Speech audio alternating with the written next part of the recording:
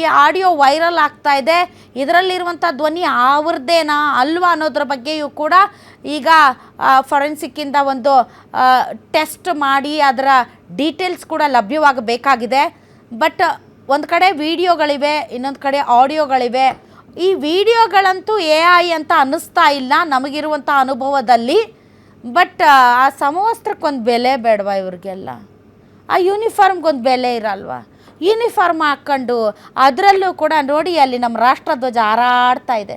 ಆ ರಾಷ್ಟ್ರಧ್ವಜದ ಅಡಿಯಲ್ಲಿ ಇಂಥ ಕಿತ್ತೋಗಿರೋ ಕೆಲಸಗಳನ್ನು, ಥರ್ಡ್ ಕ್ಲಾಸ್ ಕೆಲಸಗಳನ್ನು ಒಬ್ಬ ಪೊಲೀಸ್ ಅಧಿಕಾರಿ ತನ್ನ ಮೇಲೆ ದೌರ್ಜನ್ಯ ಆಗಿದೆ, ತನ್ನ ಮೇಲೆ ದಬ್ಬಾಳಿಕೆ ಆಗಿದೆ ಅಂತ ಎಷ್ಟೋ ಹೆಣ್ಮಕ್ಳು ಹುಡ್ಕೊಂಡು ಬರ್ತಾರೆ. ಪೊಲೀಸ್ ಸ್ಟೇಷನ್ಗೆ ಹೋದರೆ ಅಲ್ಲಿ ಕೂತಿರುವಂಥ ಅಧಿಕಾರಿಗಳು ನ್ಯಾಯ ದೇವತೆಗಳು ಅಂತ ಅಂದ್ಕೊಂಡು ಒಂದು ಪೊಲೀಸ್ ಸ್ಟೇಷನ್ಗೆ ಬರ್ತಾರೆ. ಅಂಥವ್ರನ್ನು ನೀವು ಕಾಮದ ಚಟಕ್ಕೆ ಬಳಸ್ಕೊಂಡು ಅವ್ರಿಗೆ ಆಮಿಷಗಳನ್ನು ಒಡ್ಡಿ ಈ ರೀತಿ ಚಕ್ಕಂದ ಆಡೋಕ್ಕೆ ನಿಮಗೆ ಪೊಲೀಸ್ ಡಿಪಾರ್ಟ್ಮೆಂಟ್ ಒಂದು ಕ್ಯಾಬಿನ್ ಕೊಡೋದು.